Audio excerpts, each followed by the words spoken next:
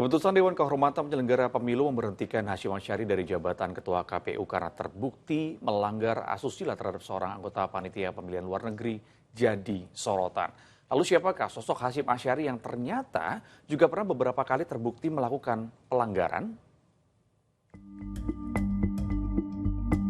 Sejak memangku jabatan Ketua KPU pada 12 April 2022, Hasyim Asyari langsung bekerja mempersiapkan Pesta Demokrasi Indonesia yang berlangsung 14 Februari 2024. Dalam perjalanan mengemban tugasnya menjadi orang nomor 1 KPU, Hasyim, pria kelahiran Pati, Jawa Tengah 3 Maret 1973 ini tidaklah mulus.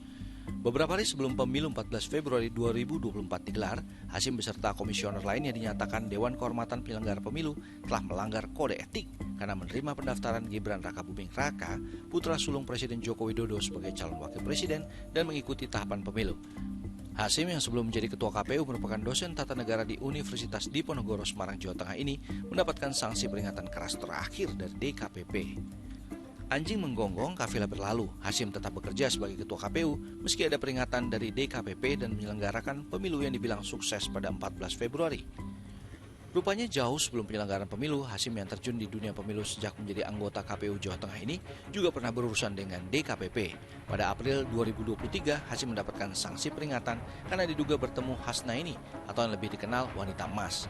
Waktu itu Hasnaini merupakan peserta pemilu yang tengah berziarah ke daerah istimewa Yogyakarta bertemu dengan Hasyim pertengahan Agustus 2022. Padahal di tanggal yang sama, Hasyim yang juga mantan Ketua Banser Nahdlatul Ulama Jawa Tengah ini memiliki agenda menandatangani nota kesepahaman dengan 7 perguruan tinggi di Yogyakarta. Darah NU yang mengalir di diri Hasyim mengantarkan ia didaulat untuk mengisi khotbah sholat Idul Adha di lapangan Pancasila Simpang 5 Semarang, Jawa Tengah 17 Juni lalu yang dihadiri Presiden Jokowi. Di hadapan Presiden Jokowi dan jemaah yang hadir, Hasyim yang juga pernah mengenyam ilmu agama di salah satu pesantren di Purwokerto tahun 1991 sampai 1995 ini mengajak seluruh jemaah yang hadir untuk memaknai Idul Adha sebagai menghilangkan sifat-sifat hewan di tubuh manusia. Kita agama Islam menetapkan untuk menyembelih kurban binatang berupa hewan ternak, yaitu diantaranya domba, kambing, kerbau, sapi atau unta.